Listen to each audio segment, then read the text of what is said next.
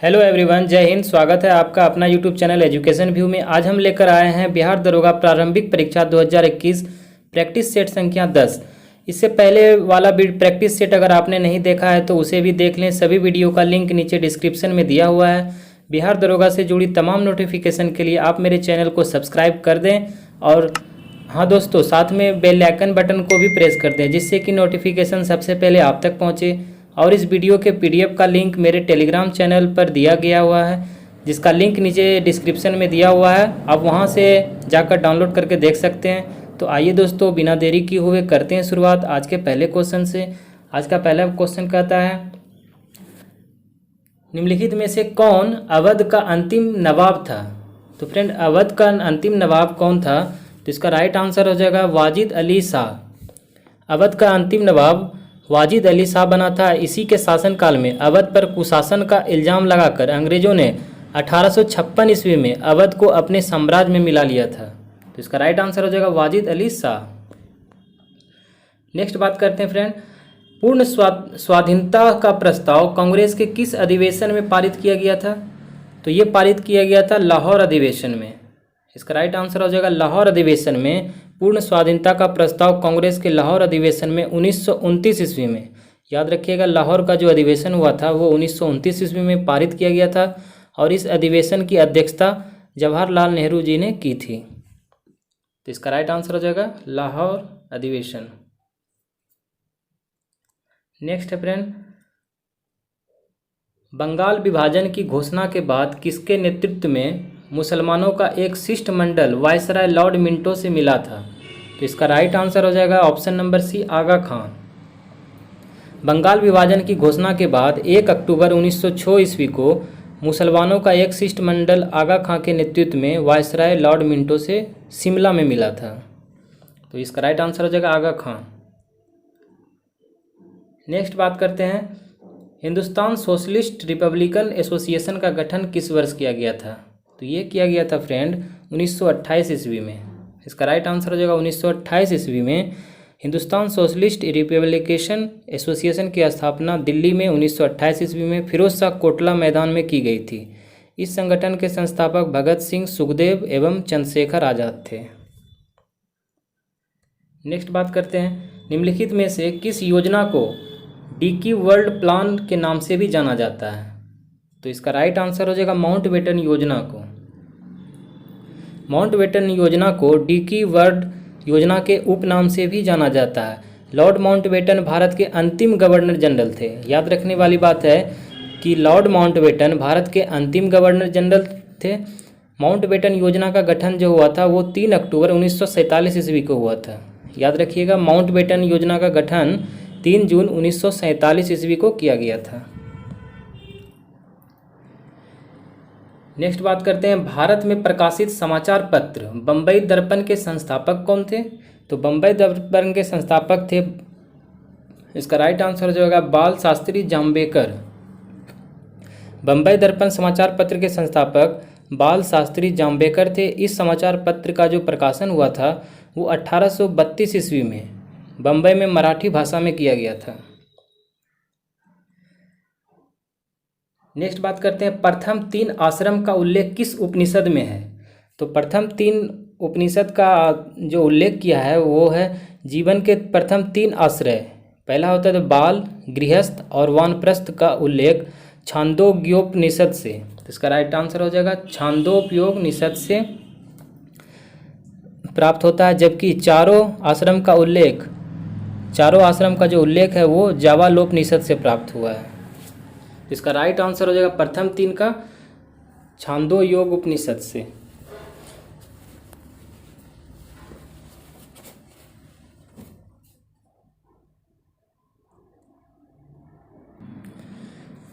Next है, निम्नलिखित में से कौन सा भारत में सबसे बड़ा हड़प्पा कालीन स्थल है? तो सबसे बड़ा हड़प्पा कालीन स्थल है, इसका राइट आंसर हो जाएगा राखीगढ़ी। भारत में हड़प्पा सभ्यता का सबसे बड़ा स्थल जो है वो राखीगढ़ी है। यह 500 हेक्टेयर क्षेत्र में फैला हुआ है। राखीगढ़ी हरियाणा के हिसार जिले में स्थित है। तो राखीगढ़ी कहाँ है? तो ये हरियाणा के हिसार जिले में स्थित है। इसे पूर्व हड़प्पा सभ्यता बस्ती स्थल के रूप में जाना जाता है। तो इसका राइट आंसर जो होगा राखीगढ़ी। नेक्स्ट है, आर्यों के मूल निवास के संबंध में किस विद्वान का मत था कि इनका मूल निवास तिब्बत था? तो इसका राइट आंसर जो होगा दयानंद सरस्वती ने। तो आर्यों के मूल निवास तथा उनके आगमन के संबंध में विभिन्न विद्वानों का अलग अलग मत था, लेकिन दयानंद सरस्वती के अनुसार आर्यों का मूल निवास तिब्बत था। तो दयानंद सरस्वती इसका राइट आंसर हो जाएगा। नेक्स्ट बात करते हैं, किस धर्म का यह मत है कि मोक्ष इस जीवन में भी संभव है, इसे प्राप्त करने के लिए मृत्यु आवश्यक नहीं है? तो इसका राइट आंसर हो जाएगा बौद्ध धर्म। बौद्ध धर्म के अनुसार मोक्ष प्राप्त करने के लिए मृत्यु आवश्यक नहीं है, जीवित रहते हुए भी मोक्ष प्राप्त किया जा सकता है। बौद्ध धर्म ईश्वर तथा आत्मा को नहीं मानता है, ये याद रखिएगा, एग्जाम में पूछता है। बौद्ध धर्म ईश्वर और आत्मा को नहीं मानता है। नेक्स्ट बात करते हैं, अशोक ने किस अभिलेख में स्वयं को सम्राट कहा है? तो अशोक ने अपने कौन से अभिलेख में स्वयं को सम्राट कहा है? तो इसका राइट आंसर हो जाएगा भाब्रू अभिलेख। भाब्रू अभिलेख में अशोक ने स्वयं को सम्राट घोषित किया। अशोक ने सर्वाधिक अभिलेख प्राकृत भाषा में लिखे हैं। तो क्वेश्चन पूछता है फ्रेंड कि अशोक ने सर्वाधिक अभिलेख किस भाषा में लिखे हैं? तो वो सर्वाधिक प्राकृत भाषा में लिखे हैं, लेकिन वो अपने स्वयं को सम्राट कहा था भाब्रू अभिलेख में। नेक्स्ट है, दशावतार मंदिर का निर्माण किस काल में हुआ था?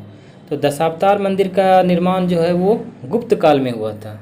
इसका राइट आंसर हो जाएगा गुप्त काल में दशावतार मंदिर का निर्माण हुआ था। यह मंदिर देवगिरी झांसी में स्थित है। नेक्स्ट बात करते हैं फ्रेंड, प्रसिद्ध शासक अमोघवर्ष द्वारा कविराज मार्ग की रचना किस भाषा में की गई है? तो ये की गई कन्नड़ भाषा में। इसका राइट आंसर हो जाएगा कन्नड़। नेक्स्ट है, दिल्ली सल्तनत के लिए किस शासक ने शुद्ध अरबी सिक्के चलाए थे? तो दिल्ली सल्तनत के लिए शुद्ध अरबी सिक्के चलाए थे। इसका राइट आंसर हो जाएगा, कुतुबुद्दीन तो नहीं चलाए थे, रजिया बेगम भी नहीं चलाए थे, बलबन भी नहीं चलाए थे। इसका राइट आंसर हो जाएगा ऑप्शन नंबर डी, इसमें से कोई नहीं, क्योंकि इल्तुतमिश द्वारा शुद्ध अरबी सिक्के चलाए गए थे। इसका राइट आंसर होता इल्तुतमिश। तो ऑप्शन में इल्तुतमिश नहीं है, तो इस ऑप्शन नंबर डी इसका राइट आंसर होगा, इल्तुतमिश।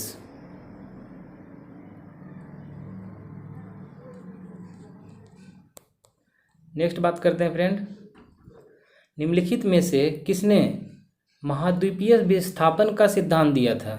तो महाद्वीपीय विस्थापन का सिद्धांत दिया था अल्फ्रेड वेगनर ने। अल्फ्रेड वेगनर, महाद्वीपीय विस्थापन का सिद्धांत अल्फ्रेड वेगनर ने, याद रखिएगा, 1912 ईस्वी में प्रस्तुत किया था। महासागर तथा महाद्वीपीय पृथ्वी के दो महत्वपूर्ण भाग हैं। पृथ्वी पर लगभग 70.8% भाग में महासागर तथा 29.2% भाग पर महाद्वीप का हिस्सा विस्तार है। यानी कि याद रखने की बात है कि पृथ्वी पर लगभग 70.8% भाग में महासागर स्थित है और 29.2% भाग पर महाद्वीप स्थित है। अब नेक्स्ट बात करते हैं फ्रेंड, नागार्जुन सागर परियोजना किस नदी पर स्थित है? तो नागार्जुन सागर परियोजना ये स्थित है कृष्णा नदी पर। इसका राइट आंसर हो जाएगा कृष्णा नदी, आंध्र प्रदेश में स्थित है। यह परियोजना सिंचाई और विद्युत जल उत्पादन करने से भी संबंधित है। नेक्स्ट बात करते हैं, बांग्लादेश के साथ कितने भारतीय राज्य सीमा साझा करते हैं? ये भी याद रखिएगा, बांग्लादेश के साथ भारत की 5 राज्य जो है वो इसके साथ सीमा साझा करता है। तो 5 राज्य कौन कौन से हैं? तो याद रखना है, एक मिजोरम है, एक असम है, एक पश्चिम बंगाल, मेघालय, त्रिपुरा। तो कौन कौन हुआ? मिजोरम, असम, पश्चिम बंगाल, मेघालय और त्रिपुरा बांग्लादेश के साथ भारतीय सीमा है वो साझा करते हैं। नेक्स्ट है, जोहार घाटी किस भारतीय राज्य में स्थित है? तो जोहार घाटी स्थित है उत्तराखंड में। इसका राइट आंसर हो जाएगा उत्तराखंड में। जोहार घाटी उत्तराखंड राज्य में स्थित है। इस घाटी को मिलान घाटी, याद रखिएगा, इस घाटी को मिलान घाटी तथा गौरी घाटी के नाम से भी जाना जाता है। तो इसका 2 नाम है जोहार घाटी का, एक नाम हो गया मिलान घाटी और दूसरा नाम हो जाएगा गौरी गंगा घाटी। नेक्स्ट है, निम्नलिखित में से किस प्रकार की नदियों में जल ग्रहण करने की क्षमता कम होती है? तो जल ग्रहण करने की क्षमता कम होती है वो प्रायद्वीपीय नदियों, इसका राइट आंसर हो जाएगा प्रायद्वीपीय नदियाँ, उसमें जल ग्रहण करने की क्षमता बहुत ही कम होती है। प्रायद्वीपीय नदियों में जल ग्रहण करने की क्षमता कम होती है क्योंकि ये जो है नदियाँ सापेक्षतः कम लंबी होती है, मतलब इसकी जो नदियाँ होती है वो कम लंबी होती है, जबकि हिमालयी नदियों का जल ग्रहण करने की क्षमता सबसे अधिक होता है। तो याद रखना है कि हिमालयी नदियों का जो है ये सबसे ज़्यादा होता है और प्रायद्वीपीय नदियों का जल ग्रहण करने की क्षमता सबसे कम होती है।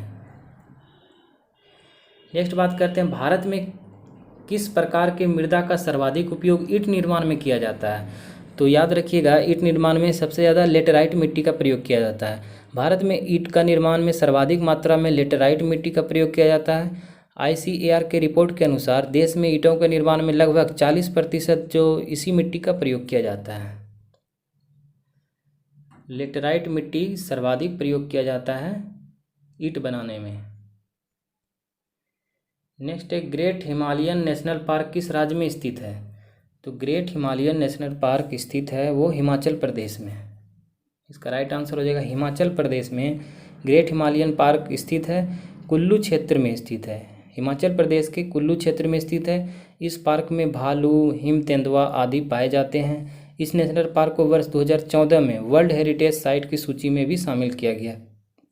तो ग्रेट हिमालयन नेशनल पार्क को वर्ल्ड हेरिटेज सूची में 2010 में शामिल किया गया था। नेक्स्ट है, निम्नलिखित में से कौन खरीफ फसल का उदाहरण नहीं है। तो खरीफ फसल इसमें देखने कौन होगा, इसका राइट आंसर हो जाएगा सरसों। सरसों खरीफ फसल नहीं है।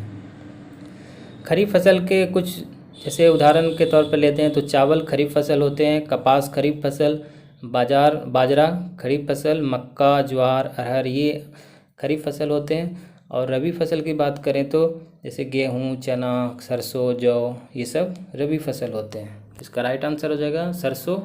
ये खरीफ फसल ना होकर के ये रबी फसल है। नेक्स्ट है, रेड सिंधी निम्नलिखित में से किसकी नस्ल है। तो ये हो जाएगा इसका राइट आंसर गाय। रेड सिंधी गाय का एक नस्ल है। नेक्स्ट है, देश में प्राकृतिक गैस का सर्वाधिक भंडार कहाँ है। तो प्राकृतिक गैस का सर्वाधिक भंडार है मुंबई हाई में। इसका राइट आंसर हो जाएगा मुंबई हाई में। देश का सबसे प्राकृतिक गैस का भंडार मुंबई हाई में स्थित। यहाँ लगभग अगर बात करें तो कुल उत्पादन का 80% गैस भंडारित है यहाँ।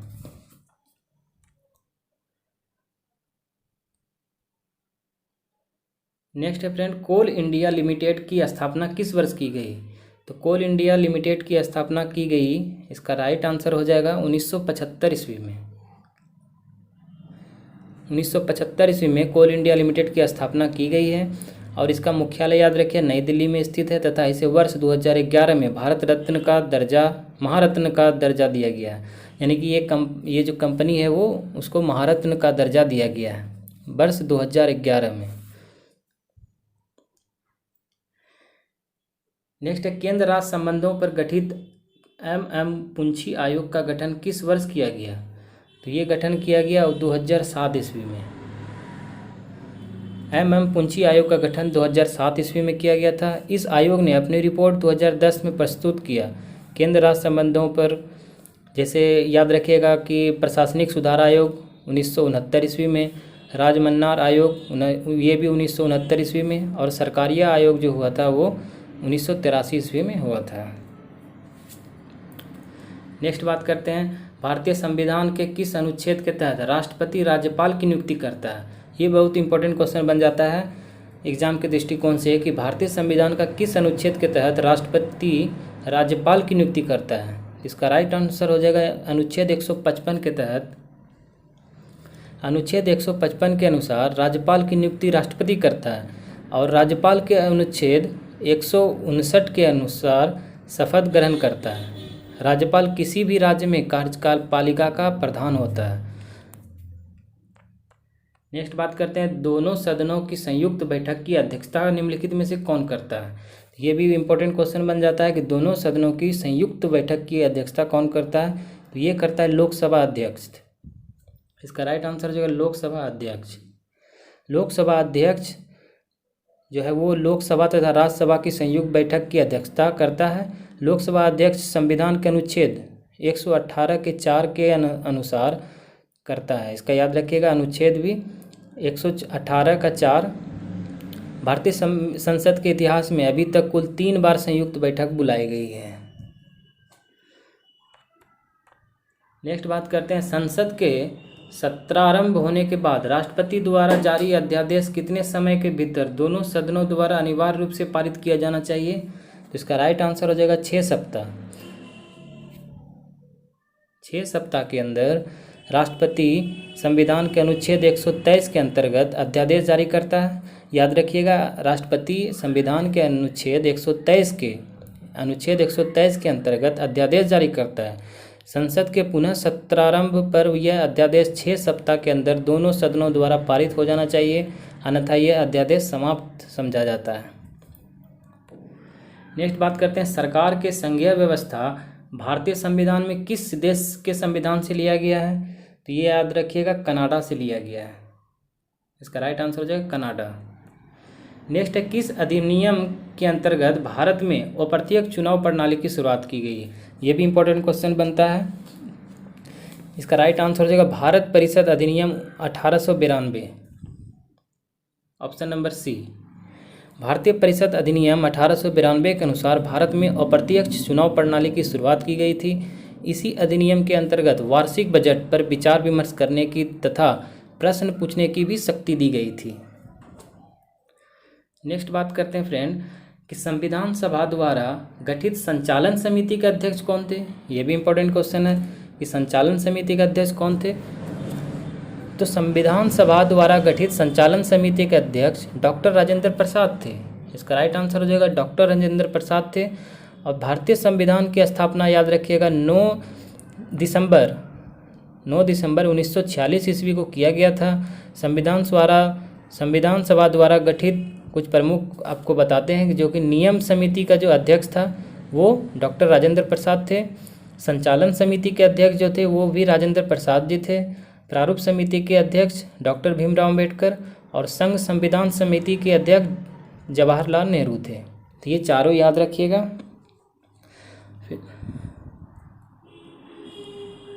नेक्स्ट बात करते हैं, किस संविधान संशोधन के द्वारा यह प्रावधान किया गया कि मंत्रिपरिषद में मंत्रियों की संख्या प्रधानमंत्री को शामिल करके कुल संख्या का 15% से अधिक नहीं होना चाहिए? इसका राइट आंसर हो जाएगा 91वां संविधान संशोधन, ऑप्शन नंबर डी 91। कि भारतीय संविधान में 91वां संविधान संशोधन अधिनियम जो था वो 2003 द्वारा यह प्रावधान किया गया कि मंत्रिपरिषद में मंत्रियों की कुल संख्या 15% से अधिक नहीं होनी चाहिए। नेक्स्ट बात करते हैं, भारत के नियंत्रक एवं महालेखा परीक्षक से संबंधित उपबंधों का वर्णन संविधान के किस भाग में है? ये भी इंपॉर्टेंट क्वेश्चन है। तो इसका राइट आंसर होगा भाग 5 में इसका वर्णन है। भारतीय संविधान के भाग 5 में अनुच्छेद भी याद रखिएगा 148 से 151 तक भारत के नियंत्रक एवं महालेखा परीक्षक से संबंधित उपबंध का वर्णन किया गया है। अनुच्छेद याद रखिएगा 148 से 51 तक, 151। नेक्स्ट बात करते हैं, पंचायत चुनाव में निर्वाचित होने के लिए न्यूनतम आयु कितनी निर्धारित की गई है? ये की गई है 21 वर्ष। इसका राइट आंसर हो जाएगा 21 वर्ष। नेक्स्ट है, प्रथम राजभाषा आयोग का गठन किस वर्ष किया गया था? तो प्रथम राजभाषा आयोग का गठन किया गया था 1955 ईस्वी में। अनुच्छेद 343 के अंतर्गत राजभाषा का वर्णन किया गया है। याद रखिएगा, अनुच्छेद 343 के अंतर्गत राजभाषा का वर्णन किया गया है, जिसके अनुसार हिंदी भाषा तथा लिपि देवनागरी होगी। प्रथम राजभाषा आयोग का गठन 1955 में बीजी खड़े की अध्यक्षता में किया गया था। नेक्स्ट है, समाचार पत्र निम्नलिखित में से किस सूची के अंतर्गत आता है? तो यह आता है समवर्ती सूची। तो समाचार पत्र, शिक्षा, वन आदि समवर्ती सूची का विषय है। वर्तमान में समवर्ती सूची में 52 विषय हैं। नेक्स्ट, निम्नलिखित में से कौन सी पुस्तक प्रेमचंद्र द्वारा नहीं लिखी गई है? तो नहीं लिखी गई है, इसका हो जाएगा यशोधरा नहीं लिखी गई है। रंगभूमि लिखी गई है, निर्मला लिखी गई है और गोदान लिखी गई है। यशोधरा इसका आंसर हो जाएगा कि ये नहीं लिखी गई है। नेक्स्ट है राष्ट्रीय पंचायत दिवस, राष्ट्रीय पंचायत राज दिवस प्रतिवर्ष किस तिथि को मनाया जाता है? तो ये मनाया जाता है 24 अप्रैल को। नेक्स्ट है अमजद अली खां का संबंध किस वाद्य यंत्र से है? तो अमजद अली खां का संबंध सरोद से है।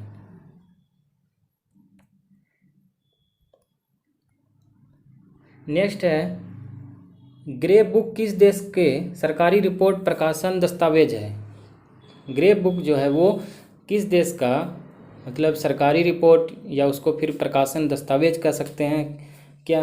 तो वो देश का नाम बताना है। तो देश का नाम है, इसका राइट आंसर हो जाएगा जापान में भी, जापान और बेल्जियम दोनों। तो ऑप्शन नंबर बी और सी दोनों इसका सही आंसर हो जाएगा। ग्रे बुक जो है वो जापान और बेल्जियम देश का सरकारी रिपोर्ट या प्रकाशन दस्तावेज है। नेक्स्ट है स्वर्णिम पैगोडा देश किसे कहा जाता है? तो ये कहा जाता है म्यांमार को।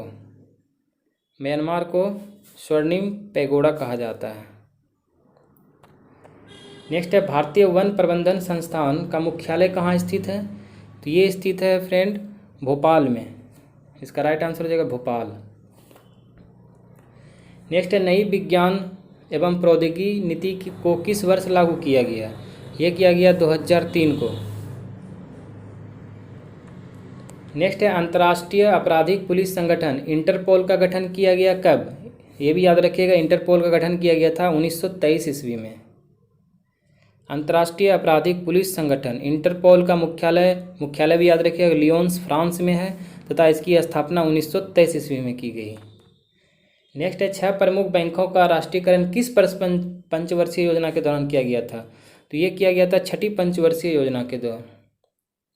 भारत के 6 प्रमुख बैंकों का राष्ट्रीयकरण 1980 में 6ठी पंचवर्षीय योजना के दौरान किया गया था, जबकि 14 प्रमुख बैंकों का राष्ट्रीयकरण 1969 ईस्वी में किया गया था। ये भी याद रखिएगा कि 14 प्रमुख बैंकों का राष्ट्रीयकरण 1969 में और भारत के जो 6 प्रमुख बैंकों का राष्ट्रीयकरण वो 1980 ईस्वी में 6ठी पंचवर्षीय योजना के दौरान किया गया था। नेक्स्ट है भारत में योजना आयोग का गठन किस समिति के सिफारिश पर किया गया? तो ये किया गया था सीके नियोजी के सिफारिश पर। इसका राइट आंसर हो जाएगा सीके नियोजी।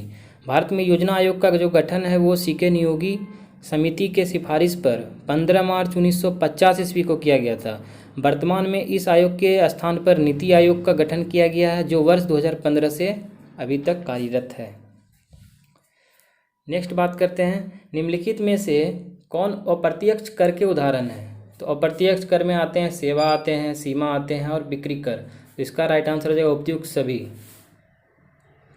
नेक्स्ट है मनरेगा योजना के पहले चरण में देश के कुल कितने जिले को लागू किया गया है? कितने जिलों में?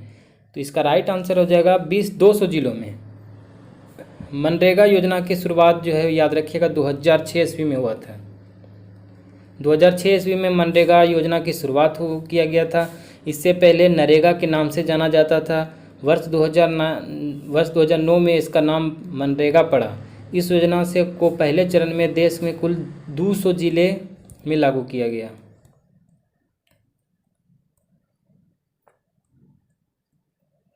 नेक्स्ट है यदि किसी अर्थव्यवस्था में अच्छी और बुरी मुद्राएं एक साथ प्रचलन में हो तो बुरी मुद्रा अच्छी मुद्रा को प्रचलन से बाहर कर देती है।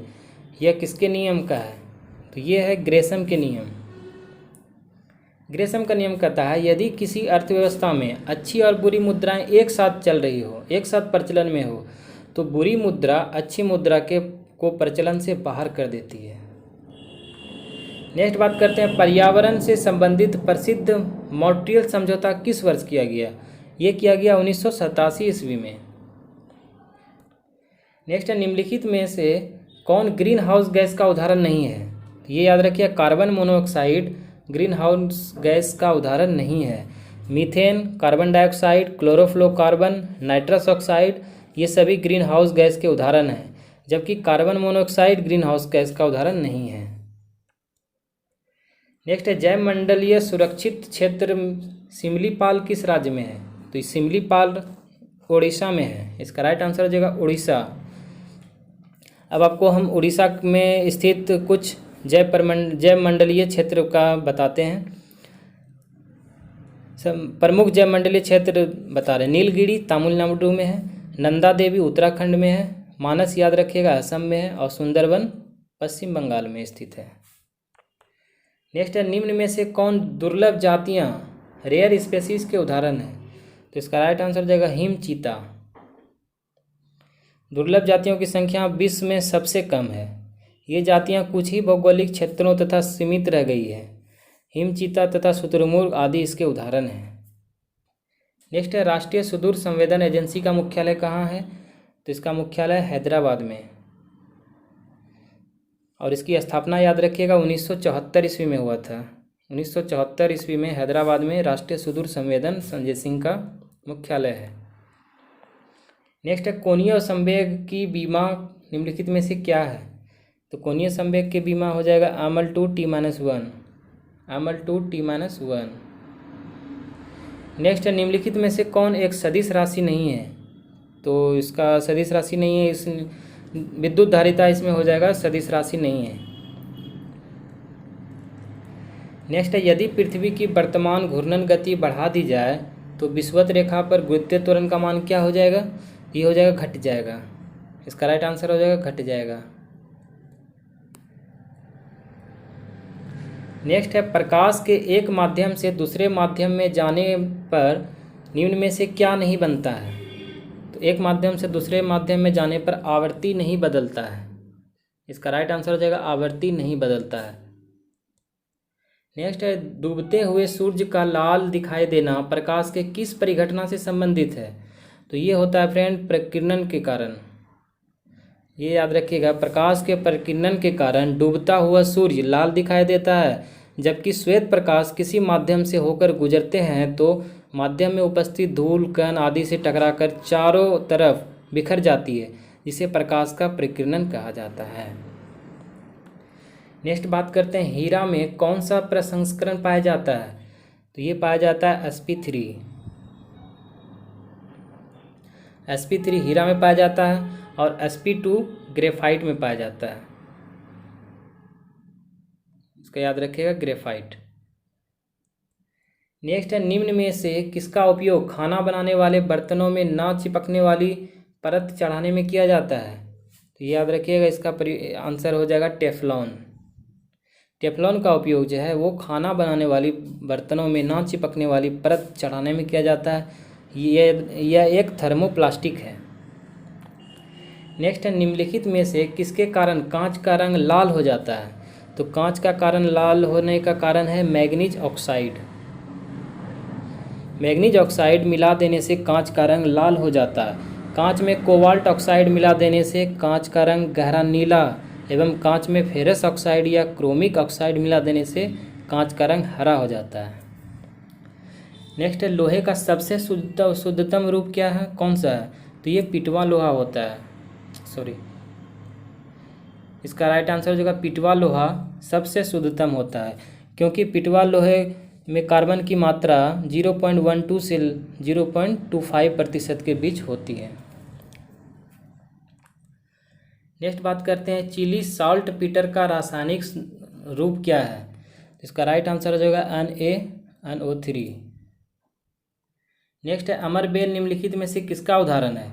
तो अमरबेल उदाहरण हो जाएगा परजीवी का।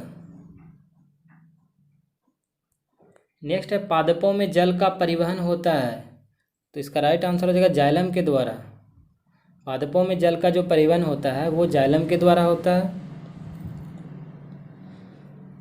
नेक्स्ट बात करते हैं मेढक निम्नलिखित में से किसके द्वारा श्वसन करते हैं? तो ये करते हैं, इसका राइट आंसर हो जाएगा ऑप्शन नंबर डी, फेफड़ा और त्वचा दोनों से करते हैं। नेक्स्ट है क्षुद्रांत की लंबाई होती है लगभग कितना होती है? इसका राइट आंसर हो जाएगा 7.5 मीटर। नेक्स्ट है पालक में निम्नलिखित में से कौन सा अम्ल पाया जाता है? तो पालक में पाया जाता है friend oxalic acid. Oxalic acid इसका राइट आंसर हो जाएगा। नेक्स्ट है, हाल ही में किस राज्य सरकार ने मनरेगा के तहत कार्य दिवस की संख्या को 100 से बढ़ाकर 150 दिन करने की घोषणा की है? तो ये की है उत्तराखंड सरकार ने। नेक्स्ट है, भारत के पहले इथेनॉल संयंत्र की स्थापना किस राज्य में की जाएगी? ये की जाएगी छत्तीसगढ़ में। याद रखिएगा, ये छत्तीसगढ़ में भारत के पहले इथेनॉल संयंत्र की स्थापना की जाएगी। नेक्स्ट है, हाल ही में अमेरिका के नवनिर्वाचित राष्ट्रपति जो बाइडेन का संबंध किस राजनीतिक पार्टी से है? तो इसका राइट आंसर हो जाएगा डेमोक्रेटिक पार्टी। इसके बारे में कुछ बता देते हैं। बाइडेन ने 20 जनवरी 2021 को अमेरिका के 46वें राष्ट्रपति, याद रखिएगा ये अमेरिका के 46वें राष्ट्रपति के रूप में शपथ ग्रहण किया है। वे डेमोक्रेटिक पार्टी के सदस्य हैं तथा 2009 से 2017 तक संयुक्त राज्य अमेरिका के 47वें उपराष्ट्रपति भी रह चुके हैं। नेक्स्ट बात करते हैं, हाल ही में भारतीय भूवैज्ञानिक सर्वेक्षण ने किस राज्य में वेनेडियम के भंडार की खोज की है? तो इसका राइट आंसर हो जाएगा अरुणाचल प्रदेश में। वेनेडियम के भंडार की खोज की है अरुणाचल प्रदेश में। नेक्स्ट बात करते हैं, जर्मन वॉच द्वारा जारी वैश्विक जलवायु जोखिम सूचकांक में 2021 में भारत का स्थान, ये स्थान है 7। भारत का स्थान इसमें 7वां स्थान है। प्रथम स्थान मोजाम्बिक का है, 7वां स्थान भारत का है, याद रखिएगा। नेक्स्ट है, हाल ही में चर्चा में रही रतले पनबिजली परियोजना। रतले पनबिजली परियोजना किस नदी पर स्थित है? तो ये चिनाब नदी पर स्थित है। जनवरी 2021 में केंद्रीय मंत्रिमंडल ने जम्मू कश्मीर के किश्तवाड़ा जिले में चिनाब नदी पर स्थित 850 मेगावाट की रतले पनबिजली परियोजना हेतु 5281.94 करोड़ रुपए निवेश की मंजूरी दी है। नेक्स्ट बात करते हैं, भारतीय सेना के मेजर अनूप मिश्रा ने दुनिया की पहली सार्वभौमिक बुलेट प्रूफ जैकेट विकसित की है, जिसका नाम क्या है? इसका नाम है शक्ति। नेक्स्ट है, हाल ही में प्रकाशित पुस्तक by many a happy accident recollection of a life, इसके राइट आंसर हो जाएगा मोहम्मद हामिद अंसारी। मोहम्मद हादिम अंसारी प्रकाशित पुस्तक by many a happy accident recollection of a life. Next है, हाल ही में केंद्रीय मंत्रिमंडल ने स्टार्स परियोजना को मंजूरी दी है, इसका संबंध किस क्षेत्र से है? इसका राइट आंसर हो जाएगा शिक्षा क्षेत्र में सुधार से है। नेक्स्ट बात करते हैं, दिसंबर 2020 में किस व्यक्ति को ग्लोबल टीचर प्राइज 2020 से सम्मानित किया गया? इसका राइट आंसर हो जाएगा रंजीत सिंह डिसाले। रंजीत सिंह डिसाले को ग्लोबल टीचर प्राइज 2020 से सम्मानित किया गया है। नेक्स्ट है, गरीबों को किफ़ायती मूल्य पर भोजन उपलब्ध कराने के उद्देश्य से किस राज्य सरकार ने माँ योजना की शुरुआत की है? तो इसका राइट आंसर हो जाएगा पश्चिम बंगाल। नेक्स्ट है, हाल ही में कर्नाटक सरकार ने किस क्षेत्र को राज्य के 31वें जिले के रूप में गठित करने की मंजूरी दी है? इसका राइट आंसर हो जाएगा विजयनगर। नेक्स्ट है, हाल ही में किस देश द्वारा कृत्रिम सूर्य परमाणु संलयन रिएक्टर का सफलतापूर्वक संचालन किया गया है? यह किया गया चाइना के द्वारा। राइट आंसर हो जाएगा चीन। नेक्स्ट है, संयुक्त राष्ट्र पर्यावरण कार्यक्रम द्वारा हाल ही में किस भारतीय को young champions of the earth से सम्मानित किया गया है? तो ये किया गया है विद्युत मोहन। इसका राइट आंसर हो जाएगा, याद रखिएगा, विद्युत मोहन। नेक्स्ट है, हाल ही में अंतर्राष्ट्रीय क्रिकेट में सबसे तेज 22,000 रन बनाने वाले बल्लेबाज कौन बन गए हैं? तो ये बन गए हैं विराट कोहली। भारत की आन बान शान विराट कोहली। नेक्स्ट बात करते हैं, हाल ही में किस व्यक्ति को लोकसभा के महासचिव के रूप में नियुक्त किया गया है? इसका राइट आंसर हो जाएगा उत्पल कुमार सिंह। उत्पल कुमार सिंह इसका राइट आंसर हो जाएगा। नेक्स्ट है, हाल ही में सोतोस्कर आंध्र भूमि परिसर को अंतर्राष्ट्रीय महत्व के रामसर स्थल सूची में शामिल किया गया है। यह किस राज्य या केंद्र शासित प्रदेश राज्य में स्थित है? इसका राइट आंसर हो जाएगा लद्दाख। लद्दाख में सोकर आर्द्रभूमि परिसर। नेक्स्ट बात करते हैं फ्रेंड, विश्व एड्स दिवस 2020 का थीम क्या था? तो इसका राइट आंसर हो जाएगा ending the HIV AIDS epidemic resilience and impact. इसका ऑप्शन हो जाएगा पहला number ending the HIV AIDS epidemic resilience and impact. Next बात करते हैं, वर्ष 2020 का मान बुकर पुरस्कार किसे प्रदान किया गया? तो ये प्रदान किया गया डगलस स्टुअर्ट को। डगलस स्टुअर्ट इसका राइट आंसर हो जाएगा। ये स्कॉटलैंड के लेखक हैं और इनके द्वारा उपन्यास जो है वो सगी बैन लिखी गई है वर्ष 2020 का पुरस्कार के लिए, सगी बैन। नेक्स्ट है 13वां पुरुष एक दिवसीय क्रिकेट विश्व कप 2023 में किस देश में आयोजित किया जाएगा? तो ये किया जाएगा भारत में। 13वां जो है एक दिवसीय पुरुष विश्व कप 2023 में भारत में और 14वां एक दिवसीय पुरुष विश्व कप 2027 में दक्षिण अफ्रीका में किया जाएगा। नेक्स्ट है, हाल ही में किस राज्य सरकार ने अपने राज्य के लोगों के लिए सरकारी नौकरी में 100% सीटों को आरक्षित कर दिया है? तो ये कर दिया मध्य प्रदेश सरकार ने। नेक्स्ट है, अंतर्राष्ट्रीय मुद्रा कोष में शामिल होने वाला 190वां सदस्य देश है। तो इसका राइट आंसर हो जाएगा अंडोरा। अंडोरा जो है वो अंतर्राष्ट्रीय मुद्रा कोष IMF में शामिल होने वाला 190वां देश है।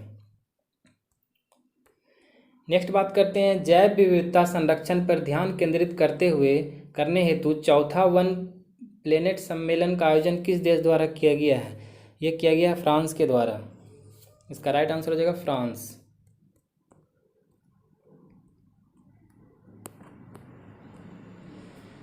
नेक्स्ट है, वर्तमान में क्षेत्रीय व्यापक आर्थिक साझेदारी में सदस्य देशों की संख्या कितनी है? तो इसका राइट आंसर हो जाएगा 15। नेक्स्ट है, अर्जुन पुरस्कार 2020 से सम्मानित खिलाड़ी मीराभाई चानू का संबंध किस खेल से है? तो इसका संबंध है भारोत्तोलन से। ये मैथ का क्वेश्चन है, इसे मैं बाद में वीडियो में कराऊंगा। तो ये था आज का अंतिम क्वेश्चन फ्रेंड। कैसा लगा आपको ये वीडियो मुझे कमेंट करके ज़रूर बताइएगा। पसंद आया हो तो चैनल को सब्सक्राइब जरूर कर दें, लाइक कर दें और अपने दोस्तों के साथ शेयर कर दें। फ्रेंड फिर मिलते हैं नेक्स्ट वीडियो में। जुड़े रहिए मेरे साथ, बने रहिए। Best of luck. Thank you. जय हिंद, जय भारत।